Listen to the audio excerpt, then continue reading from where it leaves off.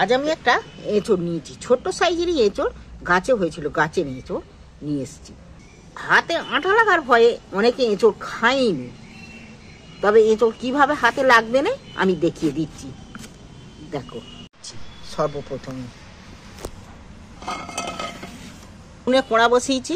প্রথমেই আমি এঁচড়টা এই কড়ার মধ্যে তুলে দিচ্ছি। এবার আমি জলও ঢেলে দিচ্ছি এর মধ্যে। জল দিয়ে দিন। যারা নতুন রাঁধুনি আছে, এঁচড় হাতে আঠা লেগে যাওয়ার ভয়ে এঁচড় অনেকে করতে চায়নি। বন্ধুরা, হাতে আঠা লাগবে না সেই পদ্ধতিতে আমি এঁচড়টা বানাচ্ছি। জলের মধ্যে একটু হলদু দিয়ে দিচ্ছি, একটু সামান্য তেলও দিয়ে দিচ্ছি। দেখো, ফুটে উঠেছে জলটা। এটা কিন্তু এইবার কাটতে গেলে হাতে কিন্তু একটুকু আঠা লাগবে না। এইবার আমি এখানে ঠান্ডা জল দিয়েছি, ঠান্ডা জলের মধ্যে একটা একটা করে তুলে দিচ্ছি। ঠান্ডা জলে তুলে নিচ্ছি। এইবার এঁচড়টা তুমি কাটো, তোমার হাতে একটুকু কিন্তু আঠা লাগবে না। দেখো, কড়াটা তেল দিয়েছিল বলে কড়াটাতেও কিন্তু আঠা লাগেনি। কড়াটাও ধুয়ে আমি পরিষ্কার করে মুছে আবারও কড়া বসিয়ে দিয়েছি। আমি কড়ায় তেল দিয়ে দিচ্ছি। এবার কেটে ধুয়ে রাখা আলুগুলো আমি কড়ার মধ্যে তুলে দিচ্ছি। আলুগুলো একটু বড় সাইজের করেই কেটেছি।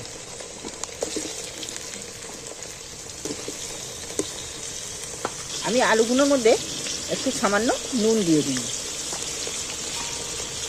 একটু হলদি দিচ্ছি, তাহলে আলুটার কালারটা ভালো আসে। এবার আমি একটু তেলের মধ্যে নাড়াচাড়া করে নেব, নিয়ে নেড়ে চেড়ে ভালো করে ভেজে নেব আলুটা। আলুটা ভেজে নিলে কি হয়, আলুটা খেতে কিন্তু স্বাদ হয় ভালো। যে কোনো রেসিপিটি আলুতে একটু নুন আর হলদি দিয়ে একটু ভালো করে ভেজে রান্না করবে, দেখবে সেই আলুর স্বাদ আলাদা। ঠান্ডা হয়ে গেছে, আমি এবার একটু কেটে নেব। দেখো, আর আঠা কিন্তু বেরোচ্ছে না, আর হাতে কিছু বুলোতেও হলো না, আঠাও লাগবে না। এঁচড়টাও একটু বড় বড় সাইজ করেই কাটছি।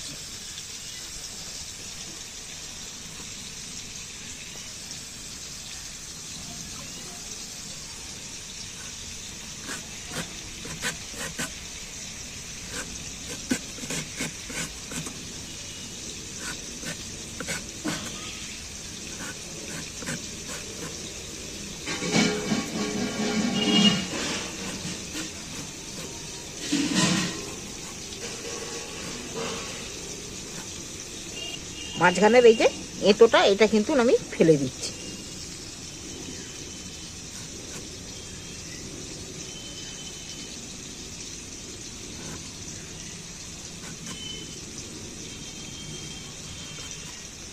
এইভাবে এঁচড়টা আমি পুরোটা কেটে নেব। আলুগুলো নাড়াচাড়া করতে করতে তেলের মধ্যে আলুগুলো কিন্তু খুব ভালোভাবে ভাজা হয়ে গেছে। আলুগুলো আমি নামিয়ে নিচ্ছি, একটু তেল থেকে তুলে নিচ্ছি।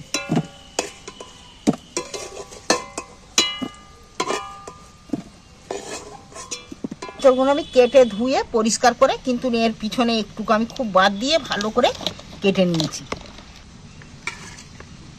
পেঁয়াজগুলো তুলে দিন। এখানে একটু হলুদ দিয়ে দিচ্ছি। এখানে আমি হাফ চামচ লঙ্কা দিচ্ছি, 1 চামচ ধনে পাউডার দিচ্ছি, স্বাদ মতো নুন দিয়ে দিচ্ছি। আর এর মধ্যে আমি একটু তেলও দিয়ে দিচ্ছি। 2 চামচের মতো তেল দিয়েছি। এখানে 1 চামচের মতো রসুন বাটা, রসুন ভালো করে বাটি নিয়ে আমি আধ বাটা করে রসুন বেটেছি। আদাটা ভালো করে বেটে নিয়েছি, 1 চামচ আদা বাটা। এইটাকে আমি ভালো করে ম্যারিনেট করে কিছু 5 মিনিট রেখে দেব। তোমরা এইভাবে যদি একবার এঁচড় রান্না করে খাও না, তোমাদের মুখে লেগে থাকবে। এই নতুন জিনিস উঠছে, কারো কারো গাছে হয়ে গেছে, কারো কারো গাছে এসছে। এটা তো গাছের, এটা তো অবশ্যই এই দিনে প্রত্যেক লোকের ঘরেই হয়ে থাকে। আমি এটা 8 থেকে 10 মিনিট চাপা দিয়ে রাখছি। কড়া বসিয়ে দিয়ে সেই আলু যে ভেজেছি, আলু ভাজার তেলের মধ্যেই আমি দিয়ে দিচ্ছি 2 টুকরো দালচিনির টুকরো, 4টে এলাচ নিয়েছি, এলাচটাকে ফাটিয়ে নিয়েছি, 4টে এলাচ, 2টো লবঙ্গ। এইবার আমি তেলটার মধ্যে একটু ভেজে নেব এগুলো। দেখো এগুলো ভাজা হয়ে গেছে, সেন্ট উঠে গেছে। পেঁয়াজ যে কেটে রেখেছিল, অর্ধেকটা পেঁয়াজ এঁচড়ের সাথে মাখিয়ে রেখেছি, ম্যাগনেট করে রেখেছি, আর অর্ধেকটা পেঁয়াজ আমি তেলের মধ্যে তুলে দিচ্ছি।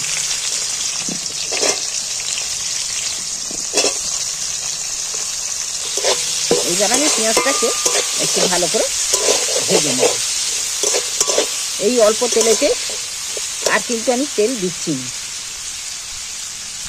তেলের মধ্যে পেঁয়াজটা কিন্তু আমার ভাজা হয়েই এসছে, আর সামান্য একটু ভেজে নেব।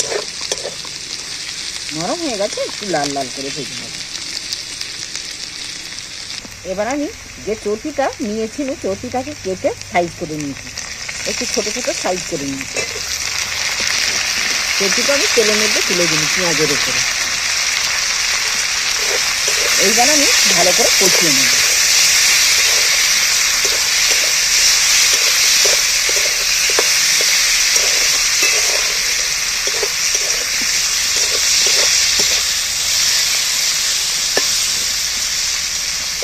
এবার এখানে আমি কিছু কিছু আদা রসুন রেখে দিয়েছিল বাটা, সেই আদা রসুন বাটাটা তুলে দিচ্ছি, আদা বাটাটা তুলে দিচ্ছি। এখানে একটা টমেটো কেটে নিয়েছি ছোটো ছোটো করে সবজি, টমেটোটা দিয়ে এইবার আমি ভালো করে কষাতে থাকবো।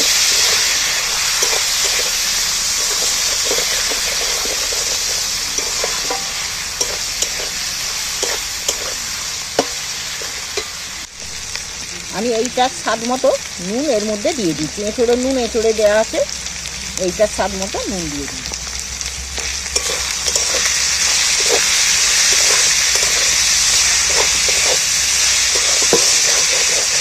এইবার আমি এইটাকে ভালো করে কষিয়ে নেব।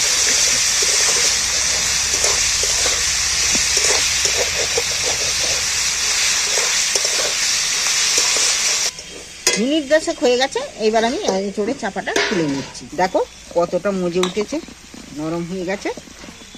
তবে এইবার আমি এঁচড়টা এর মধ্যে তুলে দিচ্ছি। এইবার একটু ভালো করে কষিয়ে নিতে হবে।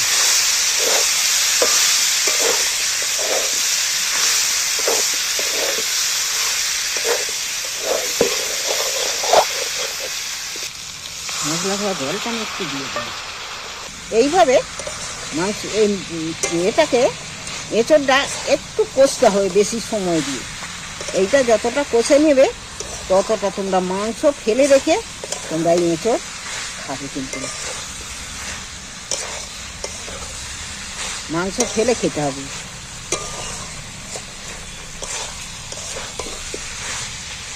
এই যে ম্যাগনেট করে রেখেছি, ম্যাগনেট করে ধোয়া জলটা আমি একটু সাইড দিয়ে দিচ্ছি। সামান্য একটু জল দিনু, কেন তোলায় লেগে যাচ্ছিল।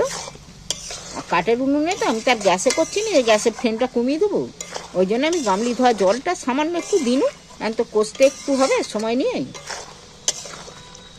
যেমন যেইভাবে মাংস অনেকক্ষণ সময় নিয়ে একটু 10-15 মিনিট সময় নিয়ে কষানো হয় আধ ঘন্টা ধরে, সেই রকম এইটাকেও কষাতে হবে।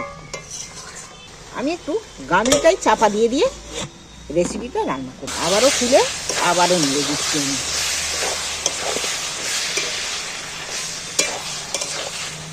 এইভাবে চাপা দিয়ে দিয়ে একটু আমি কষিয়ে নেব, তাহলে কষানোটা খুব ভালো হয়।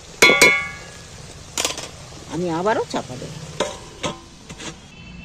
দেখি অনেকক্ষণ ধরে চাপা দিয়ে দিয়ে কষানো হচ্ছে। কষিয়ে অনেকটাই নরম হয়ে গেছে, আর সব পেঁয়াজ সব গলেও গেছে কষাতে কষাতে। এইবার কিন্তু আমার কষানো হয়ে গেছে। ভেজে রাখা আলুগুলো আমি তুলে দিচ্ছি এর মধ্যে। আলুগুলো আমি এর সাথে আরেকবার নেড়ে চেড়ে নিচ্ছি, ভাজা আলুগুলো। তোমরা এইভাবে কষানাও কিন্তু খেতে পারো। তবে আমি কি করব, একটু জল দেবো, আর একটু সামান্য আমি একটু জল দিয়ে দিচ্ছি, চারদিক দিয়েই দিচ্ছি জলটা। খুব বেশি পাতলা করবো না, মিডিয়াম সাইজের, মিডিয়াম মতো রাখবো, না খুব পাতলা ঝোল আর না কিছু। এটা মশলাটা আর আলু টালু সব একাকার হয়ে সেদ্ধ হওয়ার জন্য দিন। হাফ চামচ গরম মশলার গুঁড়ো দিয়ে দিচ্ছি। এইবার আমি ভালো করে নেড়ে নাড়াচাড়া করে আর চাপা দিয়ে দেবো। তোমরা কিন্তু এইভাবে এইভাবে এঁচোড়ের রেসিপি বানালে মাংস, বাড়ির লোকেরা মাংস ফেলে রেখে খাবে। এবার আমি চাপা দিয়ে দিচ্ছি। এখন এবার বসানো আছে, চান করতে চলে গেছি।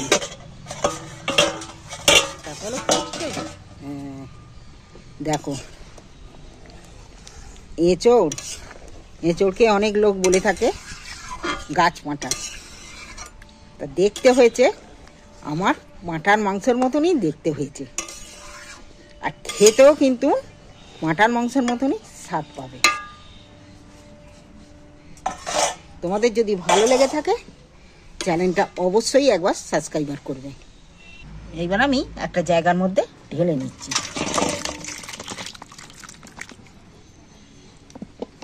হাতে আটাও লাগবে না, খুব সহজ পদ্ধতিতে এঁচোড় রান্না। তোমাদের ভালো লাগলে চ্যানেলটা আমার অবশ্যই সাবস্ক্রাইব করে দিও।